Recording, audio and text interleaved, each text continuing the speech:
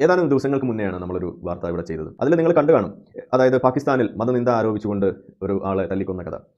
എന്താണ് അവിടെ സംഭവിക്കുന്നത് എന്നൊക്കെ പറഞ്ഞുകൊണ്ട് നമ്മൾ വീഡിയോ ചെയ്യുമ്പോൾ അതിന് താഴെ വന്ന് കണ്ടില്ലേ, ഞങ്ങൾ ഇന്ത്യയിലെ സനാതന ധർമ്മം എല്ലാം വളരെ ഇൻക്ലൂസീവാണ്, ഞങ്ങൾ ആരെയും ഒന്നും ചെയ്യാറില്ല, ഞങ്ങൾ വളരെ സമാധാനപ്രിയരാണ്, ഇന്ത്യ കണ്ടുപഠിക്കൂ എന്നൊക്കെ പറഞ്ഞുകൊണ്ട് പാകിസ്ഥാൻകാരെ കളിയാക്കി മൂക്കിൽ വിരൽ വെച്ച് നമ്മളൊക്കെ വീഡിയോ ചെയ്യുമ്പോൾ അതിൻ്റെ താഴെ വന്ന് കമൻ്റ് ഇട്ട് മെഴുകുന്ന സംഘികളെ കുറിച്ച് തന്നെയാണ് എനിക്കിവിടെ പറയാനുള്ളത്.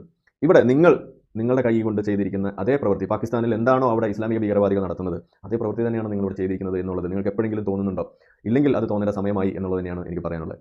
കാരണം നിങ്ങൾ മുന്നോട്ട് വെക്കുന്നത് യഥാർത്ഥ ഇൻക്ലൂസീവ്നെസ് ആണ് എന്നുണ്ടെങ്കിൽ, ഈ പറയുന്ന സനാതന ധർമ്മം എന്ന് പറയുന്ന ആർഷഭാരത സംസ്കാരം എന്ന് പറയുന്ന ആഭാസം എന്നൊക്കെ പറയുന്നത് യഥാർത്ഥത്തിൽ സമാധാനമാണ് എന്നുണ്ടെങ്കിൽ, ഇസ്ലാം മതം സമാധാന മതമാണ് എന്ന് പറയുമ്പോൾ അത് യഥാർത്ഥത്തിൽ സമാധാനമാണെങ്കിൽ അത് കാണണം എന്ന് നമ്മൾ പറയുന്ന അതേ കാര്യം തന്നെയാണ് നിങ്ങളോടും എനിക്ക് പറയാനുള്ളത്.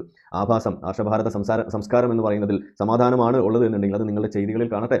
ഇതുപോലെ നിങ്ങളുടെ അയ്യപ്പനെ മോശം കാര്യം അയ്യപ്പൻ ചെയ്തതിൽ മണ്ടത്തരങ്ങൾ വിളിച്ച് പറഞ്ഞാൽ, ഇതുപോലെ എന്താണ് ബ്രഹ്മചര്യം നഷ്ടപ്പെടുമോ എന്നൊക്കെ നമ്മൾ ചോദിച്ചു കഴിഞ്ഞാൽ, മെൻസസായ സ്ത്രീകളുടെ മുഖം കണ്ടു കഴിഞ്ഞാൽ, അല്ലെങ്കിൽ അവരെ കണ്ടു കഴിഞ്ഞാൽ കൺട്രോൾ പോകുന്ന ഒരു അയ്യപ്പനാണ് അവിടെ ഇരിക്കുന്നത് എന്നൊക്കെ ആരെങ്കിലും തമാശ രൂപേണ ചോദിച്ചാൽ പോലും, ഇതുപോലെ വികാരം വ്രണപ്പെട്ട് ഇതുപോലെ ആളെ തല്ലിക്കൊല്ലാൻ വേണ്ടി ഇറങ്ങിത്തിരിക്കുമെങ്കിൽ നിങ്ങൾ ഈ പറയുന്ന ആർഷഭാരത സംസ്കാരം ആഭാസത്തിൽ എവിടെയാണ് സമാധാനം എന്നുള്ളതാണ് നമുക്കൊക്കെ മനസ്സിലാവാത്തത്. അതുകൊണ്ടാണ് അത് ഇതുപോലെ ചോദിക്കേണ്ടി വരുന്നത്.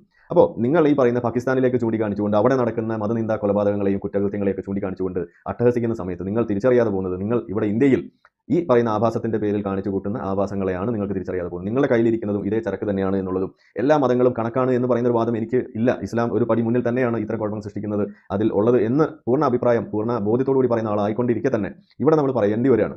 ഹിന്ദു മതത്തിൽ നിന്നും ഇതുപോലെ നമുക്ക് കാണാൻ കഴിയുന്നത് ഇത്തരം ചെയ്തികളാകുമ്പോൾ അതിന് ഉത്തരവാദിത്തം ആര് ഏറ്റെടുക്കും? അതിന് ഉത്തരവാദികൾ ആരാണ്? ഹിന്ദുമത വിശ്വാസികളാണോ?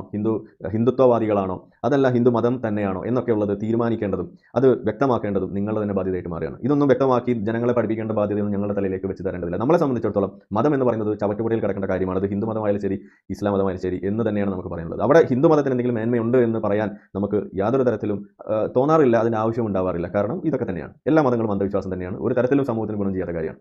അപ്പോൾ ഇവിടെ നിങ്ങൾ ഇത് പറയുന്ന സമയത്ത് യഥാർത്ഥ ഹിന്ദുമതം അങ്ങനെയല്ല, ആ പറയുന്ന ആളുകൾ ഹിന്ദുമത വിശ്വാസികളാണെന്നുള്ളതിന് തെളിവ് എന്താണ് എന്നൊക്കെയുള്ള തരം ന്യായവാദങ്ങളൊക്കെ വെച്ചുകൊണ്ട് നിങ്ങൾ മുന്നോട്ട് വരുമ്പോൾ നിങ്ങളോട് എനിക്ക് പറയാനുള്ളത് ഇതേ ചോദ്യങ്ങൾ തന്നെയാണ് നമ്മുടെ പാവം ജിഹാദി കുഞ്ഞുങ്ങൾ ചോദിക്കാറ്. യഥാർത്ഥ ഇസ്ലാം ഇങ്ങനെയല്ല, എൻ്റെ ഇസ്ലാം ഇങ്ങനെയല്ല, ഇതൊക്കെ തന്നെയാണ് അവരും പറയാറുള്ളത്. അപ്പോൾ അതുകൊണ്ട് നിങ്ങൾ അവരെ കണ്ട് കോപ്പി അടിക്കരുത് എന്നാണ് എനിക്ക് പറയാനുള്ളത്.